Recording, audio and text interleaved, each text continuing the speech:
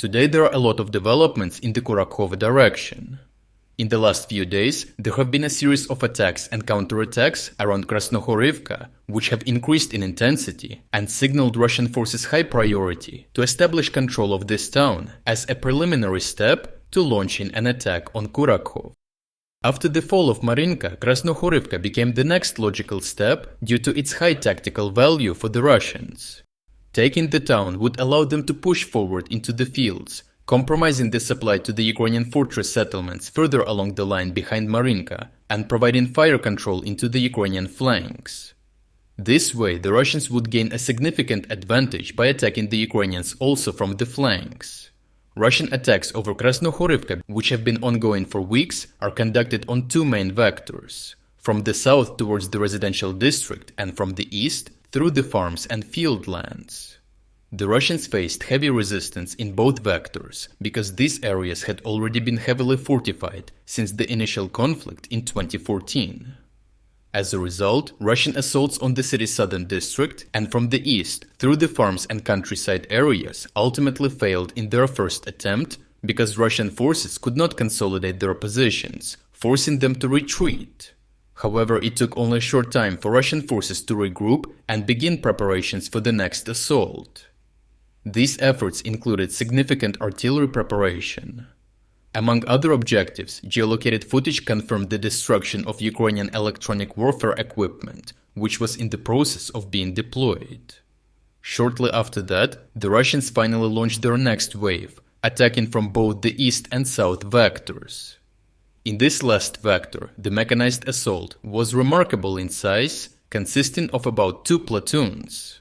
The geolocated footage shows a first advance with 6 armored vehicles, which got under heavy artillery fire already on the approach. Ukrainians made extensive use of cluster munition, and the mechanized attack was finally repelled with the help of FPV drones. What happened next has been the subject of worldwide attention. The Russians led the next mechanized wave with a wholly welded metal plates-covered tank intended as protection against FPV drones. In addition, a strong electronic warfare device was placed at the upper part in order to undermine FPV attacks. This interesting assembly, nicknamed Turtle Tank, was in fact able to advance through the southern district and return to its base without being destroyed. This event prompted remarks from several Ukrainian military analysts for 2 reasons. Firstly, no FPV drone attacks over the Turtle Tank were reported, so electronic warfare devices on board proved to be effective. Secondly, the fact that ATGM units did not attack the tank either and only artillery fire were reported indicates a worrying material shortage in this front area. As for the Turtle Tank, after countless comments on social media, Russian forces finally published a more detailed video where they illustrated the development process of the Turtle Tank, showing further details. Unfortunately for the Russians, this footage got geolocated by Ukrainian forces, and shortly after that, the Turtle Tank base was hit and destroyed by a Ukrainian HIMARS attack. Up next, it was the turn of the Ukrainians. Geolocated images show Ukrainian forces counterattack in the same areas of the earlier Russian attack, indicating that Ukrainian troops regained their positions following the initial Russian mechanized assault.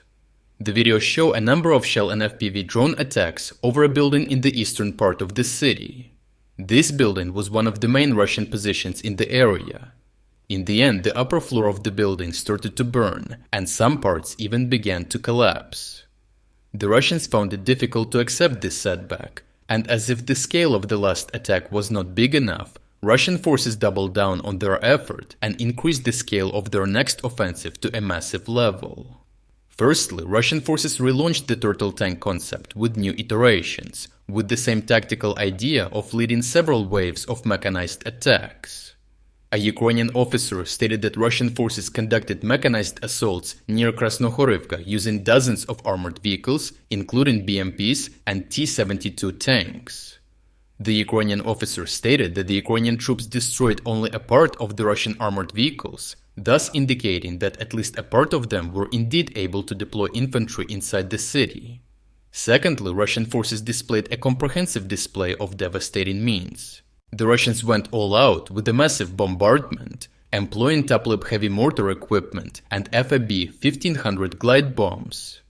Some military analysts commented on this, indicating FAB glide bombs are playing a crucial role in opening the way to Russian forces. As a culmination of this extensive deployment, up to 6 Russian attack helicopters were reportedly deployed to the attack. Geolocated footage shows a hail of missiles against various Ukrainian positions. However, the Ukrainian positions in the industrial zone are heavily fortified, and so far, Ukrainians have been able to withstand these intense attacks. Overall, the situation for the Ukrainians remains complicated, and Russian forces consolidated in Krasnohorivka outskirts. However, they seem to be in a phase of concentration of troops and do not appear to have initiated the main assault. A tough urban battle has just begun, and the FAB glide bombs are playing an important role in opening the way for the Russians to advance over the city at a higher pace than in previous battles.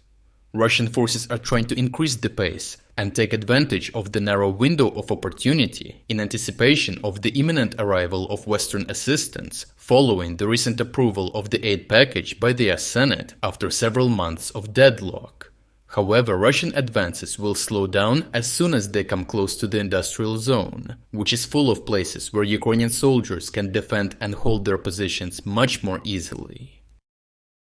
Lastly, in light of the continuous bot attacks on the reporting from Ukraine channels, please consider supporting our work on Patreon. As YouTube has recently shut down more than half of our channels, we cannot financially rely solely on YouTube anymore.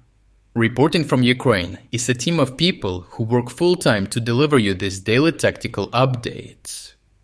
Your support on Patreon gives us the financial stability necessary to continue producing these reports.